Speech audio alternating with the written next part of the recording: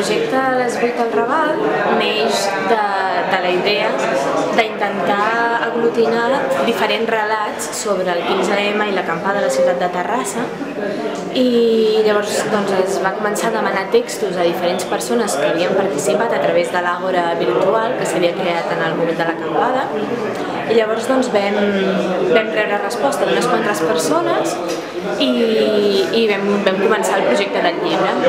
El dissenyador és el Jan Gellat, i quan li vaig comentar el projecte aquest del llibre va dir: ostres, doncs amb l'Edu teníem pensat de fer un documental, i havíem estat gravant diverses assemblees i coses que havien passat a la plaça.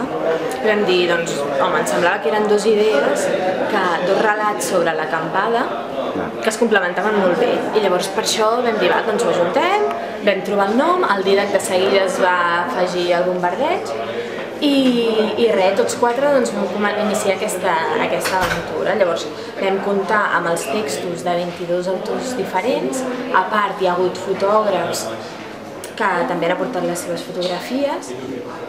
Per finançar-ho hem fet un Verkami, que 55 mecenes han aportat els 1.350 euros necessaris, i vam aconseguir-ne 100 de més. I després hem comptat també amb l'ajuda de moltes persones diferents, com per exemple la Núria Hernández, que ens ha fet totes les correccions dels textos, el Kilian Úbeda, que en temes d'internet o de l'ADES que necessitàvem aconseguir ens ha ajudat, també gent de l'Ateneu Candela a l'hora de fer difusió, la llibreria Sinúcia també de l'Ateneu, que ens ha dit que ara a nivell de difusió acabaran a ser un agent important que ens ajudaran a distribuir-ho.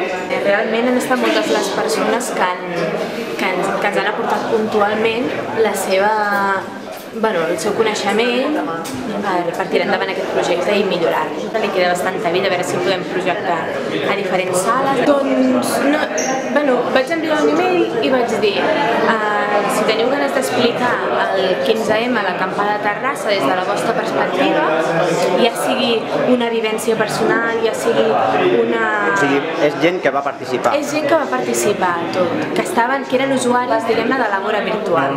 Llavors van rebre aquest email demanant textos per elaborar aquest llibre.